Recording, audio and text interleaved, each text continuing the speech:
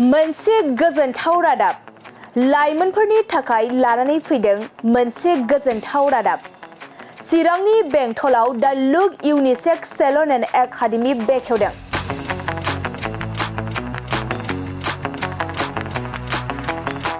नंगौ फावखुंग्रि हेलेना दैमारिनि आखाइजों चिरांनि बेंटलाव बेखेवबाय the look unisex salon and academy.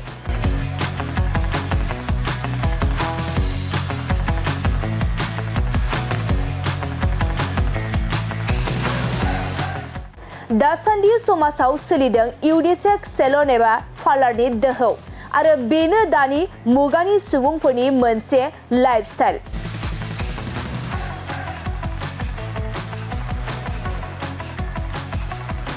बे समाव नोंथांमोननि थाखाय मोनसे गोजोनथाव रादाब। बे गोजोनथाव रादाबखौ गुबैयै लाइमोनफोरा लानो हागोन। लोगोसे बे रादाबानो बेकार लाइमोनफोरनि जिउ दानायनि राहा जानो हागोन। दिनै चिरां जिल्लानि सिङाव थानाय बेंटल हाग्रा बिफाननि मावख' सेराव बेखेवबाय सोमखोर बसुमतारिया the look unisex salon and academy.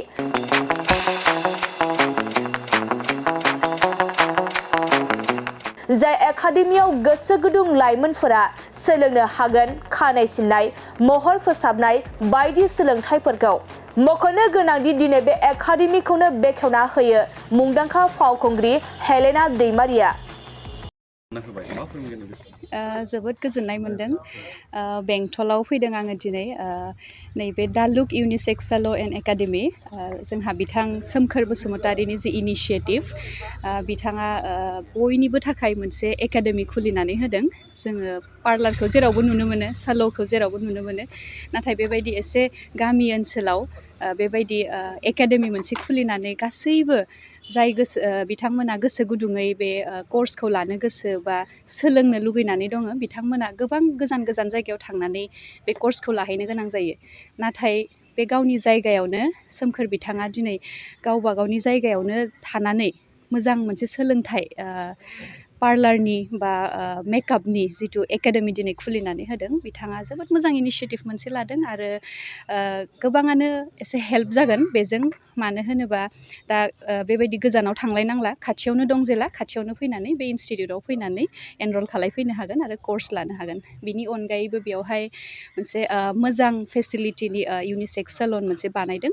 बेवहायबो फैनानै दानिया बयबो जोङो साखोन सिखोन थानो मोजां मोनो, समायना नुजानो लुगैयो आरो बे सुबिदाखौबो सोमखोर बिथाङा बेवहाय खालामनानै होदों। जोंहा बिनि एड्रेसानो जाहैबाय फरेस्ट गेटनि एकदम साखाथियावनो, नैबे फरेस्ट अफिस, बेंटल फरेस्ट अफिसनि साखाथियावनो। इजिथार एड्रेसाबो बेबायदि सिंद्रायाव नङा, बे बाजारनि गेजेरावनो आरो। दासिम जोंनि समाजनि, जोंनि बर' हारिनि माखासे समाजनि बिथांमोना यूनिसेक्स पार्लार होनोबा माखासे गाज्रि मोनसे सोमोन्दो दं होननानै सानो, बेफोरनि सोमोन्दै मा बुंगोन? जों ससाइटियालाय मा खालि यूनिसेक्स साल' बा पार्लार होननानैल' नङा, गुबुन फिल्डआवबो एसे गाज्रि नोजोरजों नायो, खिन्थु बे गावबा गावनिसो साननाय, गावबा गावनि पार्सपेक्टिभ, बेबायदि नङा। बिथाङा मोनसे मोजां कनसेप्ट लानानै फैदों, जोंनि गामियावबो मोनसे बुस्थु इन्ट्रडिउस खालामफैदों, बेखौ बिथांखौ जों सापर्ट होनांगौ। आरो बेबायदि नङा जे माबा मोनसे बेवहाय पार्लार खुलिदों यूनिसेक्स साल', बेबायदि जे माबा मोनसे गाज्रि आखु बा गाज्रि खामानि मावगोन, बेबायदि नङा। नोंथांमोना बयबो बेवहाय फैनो हागोन, अपेन फर अल, फैनानै गावबा गावनि सार्भिसखौ लानो हागोन बिथांमोनहा। बेबायदि नेगेटिभ पजिटिभा जेरावबो थायो जि फिल्डआवबो, खिन्थु बेखौ नेगेटिभ, अलवेज नेगेटिभ लानाङा आरो आंनिबा। सासे मेकआप आर्टिस्टआ गावनि जिउखौ माबोरै दाना लानो हायो होनना सानो?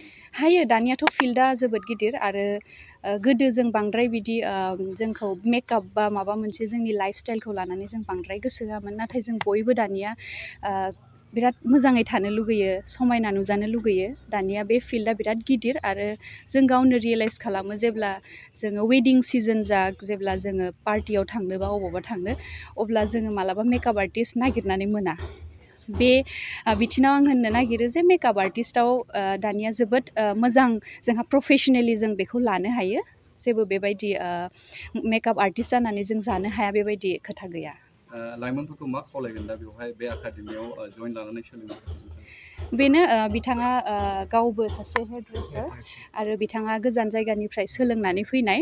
थानानै फैनाय बिथाङा बाहेरायाव माबायदि जायो बेखौ नुनो मोन्दों आरो बिथाङा लुगैदों जे गावनि जि नलेज दङ बे नलेजखौ गावनिनो जायगानि सुबुंफोराबो मिथिथो बा माबायदि जायो आरो बेजोंनो बिथांमोनहा जाहाथे एसे गावनि आथिङाव गसंनो हानायनि मोनसे लामा मोन्थों होननानै बेखौ नाजागासिनो बे सोमखोर बसुमतारिनि बिराद मोजां मोनसे नाजानाय आरो आं बेनिखायनो बिथांनि नैबे दा लुक इउनिसेक्स साल'आ एकाडेमिया मोजाङै मोजां सोलिलांथो होननानै आं बिथांखौ हामबाय जासिबाय थेंक आं दिनै नोंथांमोन फैनायखौ बिराद गोजोनदों दिनै आं बेवहाय दा लुक इउनिसेक्स सेलन एन्ड एकाडेमि दिनै अपेन जाबाय आरो बेनो जे आंनि खुलिनायनि मेन उद्देশ্যआनो जाहैबाय जोंनि सेंग्राफोरा दा ओरैनो बेखारावनो थागारो ओरैनो गुबुन जायगायाव थांनानैबो फैफिनो ओरैनो थांलाय फैलाय जानानै ओरैनो बेखार जानानै फैयो दा आङो जायगायावनो लकेलावनो बे एकाडेमिखौ खुलिदों जाहाथे बिथांमोनहा ओरैनो थास्लायस्लाय बेखार थायालासिनो सोलोंफैनो हायो मेकआप दं हेयार दं आरो बिउटिबो दंफायो लोगोसे नोंथांमोना बेखाराव थायालासिनो बेवहाय फैनानै सोलोंफैनो हागोन माब्लानिफ्राय जागोन बे एडमिसन बेयो एडमिसना जों अलमस्ट जाबायानो गाबोननिफ्राय जों स्टार्ट खालामगोन एडमिसनखौ जायफ्रा लानो गोसो बा इनकुवारि खालामनो गोसो बिसोर सोंहरनो हागोन मबाइल नाम्बार दंखायो फिसफोरखौ माबोरै लानाय जागोन फिसफ्रा जोङो ओरैनोथ' 15,000निफ्राय स्टार्ट खालामगोन जोंना मोनथाम स्टेप थागोन 3 मान्थ 6 मान्थ 1 इयार बेहाय आलदा आलदा प्राइस जागोन आरो 1 इयारनि थाखाय 1 इयारनि थाखाय ओरैनो जोङो 45 to 50 खालामनाय जादों बेहाय नोंथांमोना प्लेसमेन्टनि थाखायबो प्लेसमेन्ट बेवहाय आङो 100% प्लेसमेन्ट खालामना होगोन जायफ्रा बेवहाय आंनि एकाडेमियाव सोलोङो आं बिसोरखौ 100% प्लेसमेन्ट खालामना होगोन सिगाङावनो गिबियावनो बयनिसिमबो नायगिरि बिथांमोननिसिम आंनि अननाय आरो मोजां मोननायखौ जासिहरनाय थाबाय दिनैहाय बेंटलावहाय मोनसे इउनिसेक्स सेलन ना मोनसे बेखेवबाय बिराद जोबोद खुसिनि खोथा आरो जोबोद गोग्गाथाव जोंनि बर'आवहायनो बिदि सासे मोजां खालामनो हायोबा डेभेलप खालामबाय थानो हायोबा जोंनि थाखायबो बुहुत सुबिदा बुहुत मोजां नङा होमबा दा जोंनो ना बे बुस्थुखौ नांगौ गासिबो देलायनानै थानानै मोजां साफा थानो लुगैयोना ओंखायनो जोंनि थाखाय नांगौ ओमफ्राय बुहुत मोजां आरो गोग्गाथाव जे आदाया एफा मोजां खस्थ'नि गेजेरजों बिदि खालामनो हादों ना दा बेस्ट उइसेस कामिं फिउचारावहायबो आदाया मोजाङै देरलांबाय थाबानो जाबाय आरो ना जाय लाइमोनफ्रा ओरैनो दङ बेखारै बिथांमोनखौ बे एकाडेमियाव जइन लानानै गावखौ गावनि मोनसे थांना थानायनि राहा लामाखौ लानो थाखाय नोंथांमोन खावलायहरगोन आं बेखौनो खावलायो जाय बिथांमोना इन्ट्रेस्टेड मोजां गोसो गुदुंफ्रा फैनानै बाहाय जइन जाफैनो हागोन एबा एडमिसन लाफैनो हागोन ओमफ्राय लोगोसे गासिबो फेसिलिटिस दंजोबो बाहाय बेखौनो आं खावलायो आरो दा गोजोन